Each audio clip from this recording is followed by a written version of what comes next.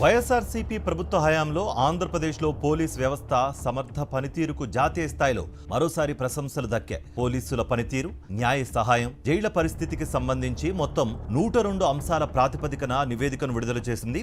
ఏపీలో పోలీసు వ్యవస్థ కుప్పకూలినట్లు వెల్లడైంది. పనితీరులో ఏపీ పోలీస్ శాఖ దేశంలోనే అట్టడుగు స్థానానికి పడిపోయింది. రెడ్ బుక్ రాజ్యాంగం, అధికార దుర్వినియోగం, రాజకీయ కక్ష సాధింపులు వెరసి చంద్రబాబు సర్కారు రాజకీయ పాలన ఫలితాలు ఎలా ఉన్నాయో స్వయంగా కేంద్ర ప్రభుత్వ నివేదిక సాక్షిగా మరోసారి బట్టబయలైంది. చంద్రబాబు ప్రభుత్వం రెడ్ బుక్ కక్ష సాధింపు చర్యలకు పోలీసు వ్యవస్థను దుర్వినియోగం చేస్తున్న ఫలితమేది. దేశవ్యాప్తంగా పోలీసుల పనితీరుపై కేంద్ర హోంశాఖ రూపొందించిన 2025 నివేదికలో ఏపీ పోలీస్ శాఖ చిట్ట చివరి స్థానానికి పరిమితమైంది. పోలీసు సంస్కరణలో భాగంగా ఐపీసీ, సిఆర్పీసీ చట్టాల స్థానంలో కేంద్ర ప్రభుత్వం కొత్తగా ప్రవేశపెట్టిన బిఎన్ఎస్ఎస్, బిఎన్ఎస్ చట్టాల అమలుపై కేంద్ర హోంశాఖ తాజా నివేదికను విడుదల చేసింది. దేశవ్యాప్తంగా 36 రాష్ట్రాలు, కేంద్రపాలిత ప్రాంతాల్లో పోలీసు శాఖల పనితీరును మదించి ఈ ర్యాంకును ప్రకటించింది. ఏపీ పోలీస్ శాఖ 100 పాయింట్లకు గాను కేవలం 16 పాయింట్లే తెచ్చుకుని 36వ స్థానానికి పడిపోయింది. కేంద్ర హోంశాఖ నిర్వహించిన పరీక్షలో ఫెయిల్ అయింది. చంద్రబాబు సర్కార్ రెడ్ బుక్ రాజ్యాంగం పోలీస్ వ్యవస్థను ఎంతగా భ్రష్టు పట్టించిందన్నది